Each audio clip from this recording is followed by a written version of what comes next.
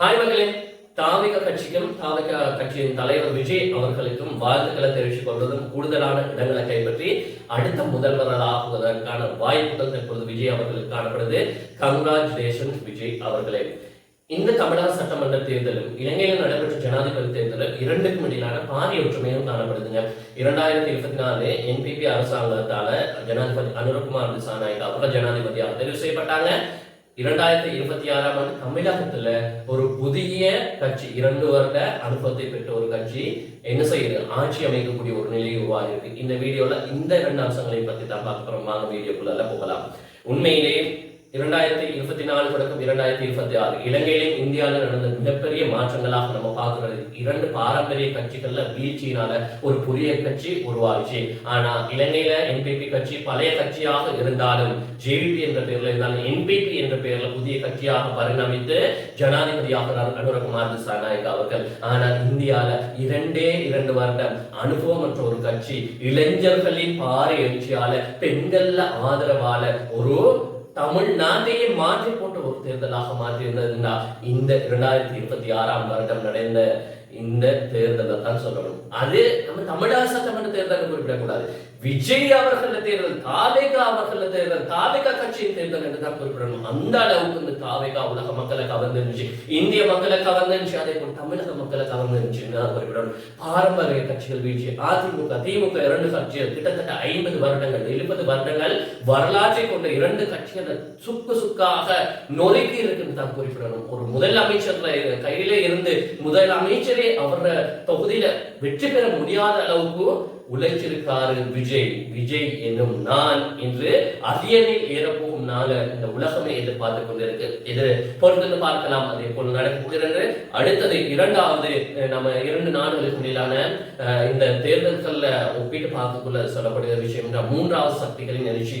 3வது சக்தியாக இந்தியா, அதாவது தமிழக சட்டமன்ற தேர்தலில் விஜய் உருவாகிறாரு. தாவேகா கட்சி 2 வருட அனுபவம் மற்ற ஒரு கட்சியாக உருவாகி தமிழ்நாடை கைப்பற்றிருக்கின்றது.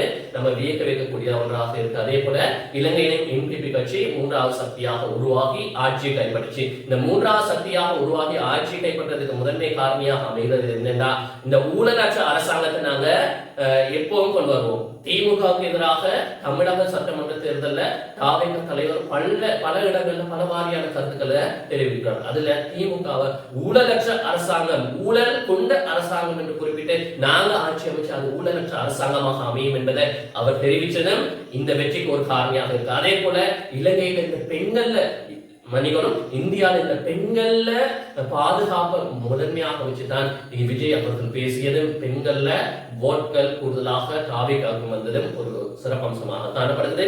3வது 2க்கும் இடையிலான ஒற்றுமைன்னு பார்த்தா இளைஞர்களின் பங்கு. உண்மையிலேயே தாவேகாவுக்கு இளைஞர்கள் 90% இளைஞர்கள் தாவேகாவுக்கு சப்போர்ட் பண்ணியிருந்தாங்க. வெளிநாடுகள்ல இருந்து ஓட்டர்ஸ் வந்து ஓட் போட்டு போன வீடியோக்களை நம்ம சமூக வலைத்தளங்கள் எங்கேயும் பார்க்கக்கூடிய இருந்துச்சு. இது ஏன் அண்ணன், இது ஏன் தம்பி, இது ஏன் மகன் என்ற நினைப்புல வந்து தமிழக சட்டமன்ற தேர்தலில் தாவேகாவுக்கு ஓட் போட்ட நிலைமையை நாங்கள் பார்த்து கொண்டுதான் இருந்தோம். அதே போலதான் இலங்கையிலும் என்பிபி அரசாங்கத்துக்கு ஆதரவாக வெளிநாடுகளில் இருந்து பல மக்கள் வந்து ஓட் போட்டு போன நிலைமையும் பார்க்கக்கூடியதாக இருந்துச்சு. அடுத்தது ஆட்சி எதிர்ப்பு. இந்த 2 அம்சத்தையும் பார்த்து தமிழக சட்டமன்ற தேர்தல் பேஸ் இலங்கையில ஜனாதிபதி தேர்தலில் பார்த்தா எல்லா மக்களும் ஒரே நினைவுல இருந்தது என்னென்ன, ஆட்சி மாற்றம் வரணும். திமுக அதிமுக 50 வருடங்கள் 70 வருடங்கள் மாறி மாறி மாறி மாறி ஆட்சி அமைச்சு. அதே போல இலங்கையில SLDP என்ற 2 கட்சிகள் மாறி மாறி ஆட்சி அமைத்ததால அதன் மேல் உள்ள பற்றின்மை, அதன் மேல் உள்ள எதிர்ப்பின் காரணமாக ஒரு புதிய கட்சி ஆட்சி அமைக்குது. அது இலங்கையில என்பிபி அரசாங்கம் இருக்கலாம், இந்தியாவில் தமிழக சட்டமன்ற தேர்தல் தாவேகா ஆட்சியாக இருக்கலாம். 2ம் மக்கள் எதிர்ப்பால் உருவாக்கிய ஒரு அரசாக மாறுது. அதே போல 2க்கும் இடையிலான வேறுபாடு என்னன்னா, ஒரே ஒரு வேறுபாடு தான் அனுபவம் குறைவு. அதாவது 2 வருட கால அனுபவத்தால ஒரு தாவேகா கட்சி ஆட்சியை பிடிக்குது.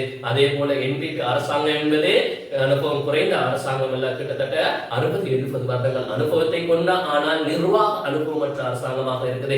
இது 2ஐயும் எடுத்து பார்த்தீங்கன்னா இலங்கையில என்பிபி அரசாங்கமும் இந்தியாவில் தாவேகா அரசாங்கம் கிட்டத்தட்ட ஒரே அளவான ஒரே பண்புகளை கொண்ட அரசாங்கமாக காணப்படுது. மக்கள் எதிர்ப்பால உருவாக்கியது, இளைஞர்கள் வெற்றியால உருவாக்கிய ஒரு அரசாக 2ம் காணப்படுது. குறிப்பிடத்தக்க அம்சமாகும். மீண்டும் மீண்டும் ஒருமுறை விஜய் அவர்களுக்கு நாங்கள் வாழ்த்து வாழ்த்துக்களை தெரிவிச்சுக்கிறோம். பொறுத்திருந்து பார்ப்போம் விஜயண்ணா. நாங்களும் பார்த்து கொண்டு இருக்கோம் நீங்க என்ன செய்ய போறீங்கன்னு. இலங்கையில ஜனாதிபதி அனுர்குமார் திசாநாயக்க அவர் கலக்கி கொண்டு இருக்காரு. நீங்க தமிழகத்தை எப்படி கலக்க போறீங்கன்னு பார்த்து கொண்டு இருக்கிறோம். உங்களோட ஆட்சிக்கு மீண்டும் ஒரு முறை கங்க்ராச்சுலேஷன் வாழ்த்துக்களை கூறி விடைபெற்றுக் கொள்கிறேன்.